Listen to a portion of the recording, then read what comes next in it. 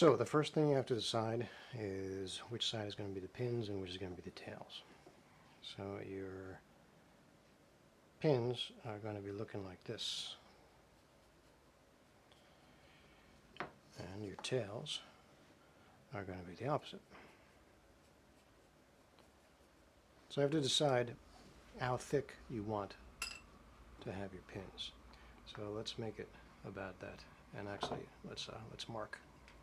This is going to be your tails, and that's going to be pins. So since your tails are going to be remaining and you're going to cut out the waste, you want to put your scribe line approximately on both sides of where your tails are going to be. Doesn't have to be exact. Can be exact if you want it, but it doesn't have to be. Okay. You want to have the base thickness for your tails to be about that. So then put your dovetail guide on the block, and you want to go up and mark here. That's going to be the top of your tails. So then you take your marking gauge and you set it to the top width of the tails, and you make a mark, and you make another mark, and another mark, another mark, and then you flip it over and you do the same thing. Boom, boom, boom, boom. Now you can go in and use your gauge. We're going to use a 1/5 ratio because this is softwood. And go up to your mark and then go down to the line.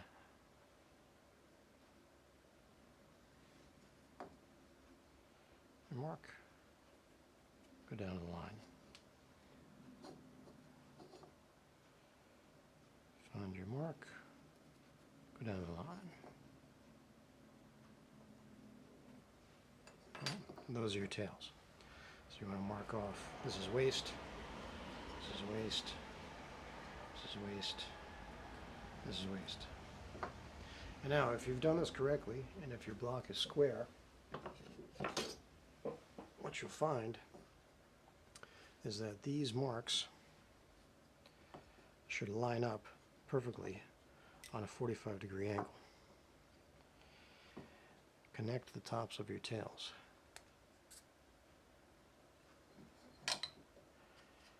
And if you've done it correctly,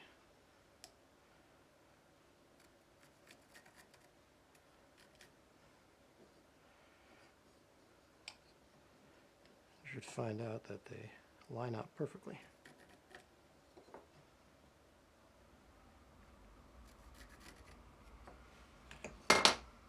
So then this is waist, that's waist, and that's waist.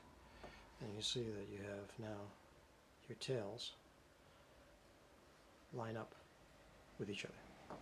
And this is where you make your cuts. Say for the pin board, this is the pin board, we're going to do the same thing. Only instead of putting a mark here, we're going to put a mark down here.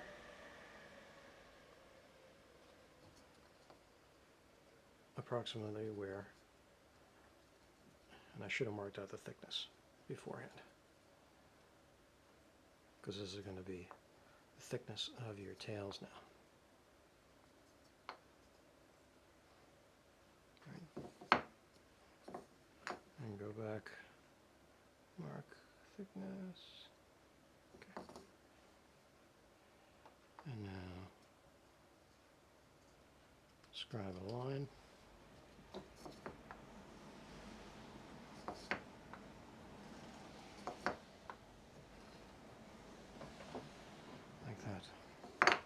Now you're going to use your gauge again, 1/5. And this time you're going to go from the bottom mark, and draw your tails.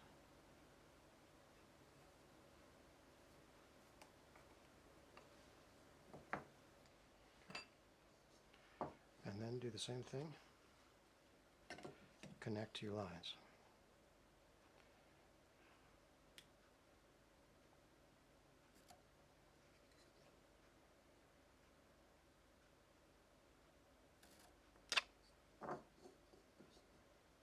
And then mark out your waist. That's going to be waist. And that's going to be waist. So now you have your tails and your pins.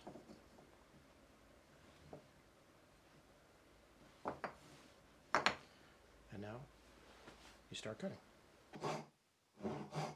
Now, unfortunately, if you look close, you'll notice that I'm cutting on the wrong side of the line.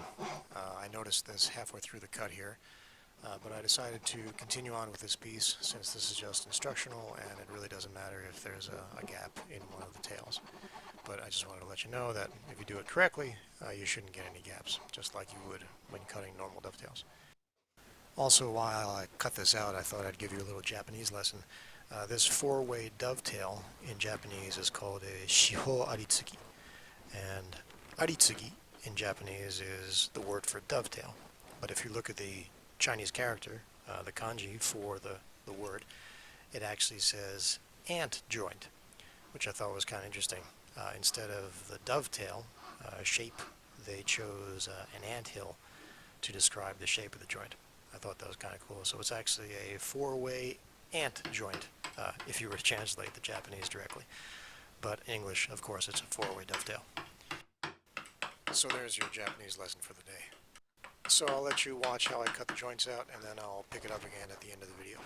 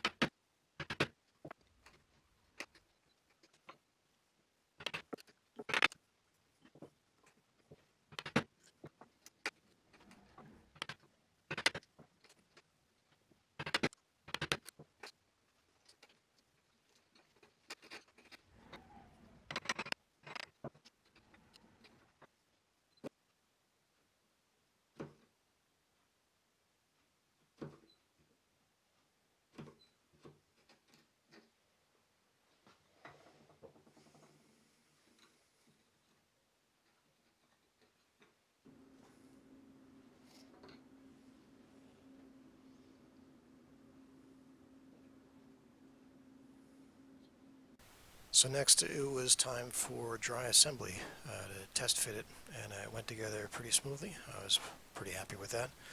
It was actually pretty tight, just the right amount though. I need to get a hammer to persuade it a little bit, and I hadn't made my 90-degree block yet, which I'll show you next, so I had to use this piece. But what you want to do is make a block with a 90-degree cut in it, like this. You use this block to assemble the joint and also to pin it, which I will show you now.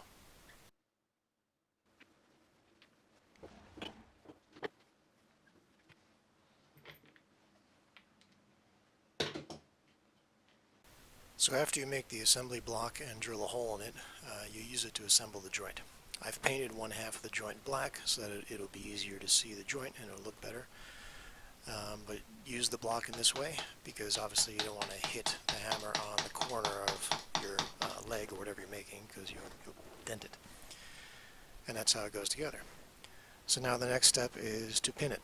Since this joint slides together, if you want to make it even stronger and make sure it doesn't slide out over time, you can pin it like I'm going to do right here. And I'll speed this up for you in a second so you don't have to sit through the whole thing, but basically you tape the block with a hole in it onto the piece of wood, and you drill your hole, and then you insert your peg. I put a little bit of glue. You can put grooves in the peg if you want so that the glue has room to expand, room to move around. But again, this is just instructional, so I didn't go to that length. And then you cut off your peg, and you're left with a 4-way dovetail that has been pinned and will never come out. And that's all there is to it. So give it a go. I'm not really sure when you would use this joint. Maybe if you want to make legs with 2 different types of wood. I have seen tables like that made in the past. But this was primarily a joint used in construction of temples and such here in Japan, as far as I know. If you've seen other places, please leave a note in the comments and let me know. Thanks a lot.